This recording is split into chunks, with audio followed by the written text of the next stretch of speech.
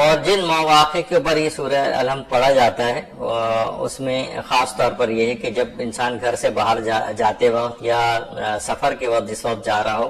اس وقت جو ہے یہ سورہ الحمد کو پڑھے گھر سے باہر جاتے وقت۔ اچھا، جس وقت گھر میں اگر کوئی شخص داخل ہو رہا ہے تو اس وقت بھی اس کو پڑھنے کی بڑی تاکید آئی، گھر میں داخل ہوتے وقت سورہ الحمد اور سورہ اخلاص کی تلاوت کرے۔ پیغمبر اسلام ختمی مرتبہ صلی اللہ علیہ وآلہ وسلم اللہم صلی علی محمد وآل محمد فرماتے ہیں کہ جو شخص گھر میں داخل ہو اور سورہ الحمد اور سورہ توحید کی تلاوت کرتے ہوئے گھر میں داخل ہو تو فقر اور غربت اس کے گھر سے دور ہو جائے گی۔ دیکھیں کتنی چیزیں ایسی ہیں کہ جو واقعی ہم لوگ پریشان ہوتے ہیں، مالی اعتبار سے مومنین پریشان ہوتے ہیں، کتنی چیزیں ایسی بتائی گئی ہیں۔ ہمارا ایک بہت بڑا المیہ یہ ہے کہ سب چیزوں کے حل بھی بتائے گئے ہیں اور اپنی جہالت کی وجہ سے ہم اس کو کر نہیں پاتے ہیں،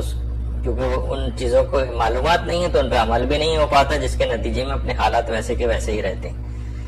تو فرماتے ہیں کہ فقر اور غربت دور ہو جائے گی اس کی اگر وہ گھر میں داخل ہوتے وقت سورہ الحمد اور توحید کی تلاوت کرے گا، اور اس قدر برکات نازل ہوں گی، اس قدر برکات نازل ہوں گی